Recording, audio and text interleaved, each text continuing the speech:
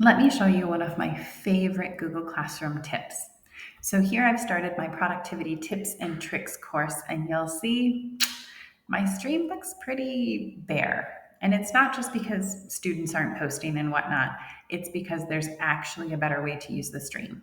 So when you're in the course, wherever you are, stream, classwork tab, wherever it might be, that's where you're going to hit that settings cog because it's just for that classroom. From there, scroll down to general and find classwork on the stream.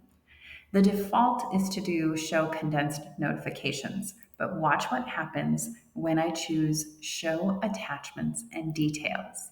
Make sure you click that save button. And now, when we hit that stream button, there's a lot more information.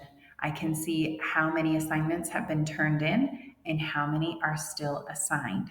So when I scroll to the bottom, I can see I've got 0 turned in, done with that, done with that, done with that. Here's where I need to start. So I can click on that assignment and I'm taken there and I can respond to these students. And then when you click on that class title, I'm taken right back there. So let's check out Control F, productivity tips and tricks. Control F, go up one more. Control Y, productivity tips and tricks. I'm right back where I was in the stream. How cool is that?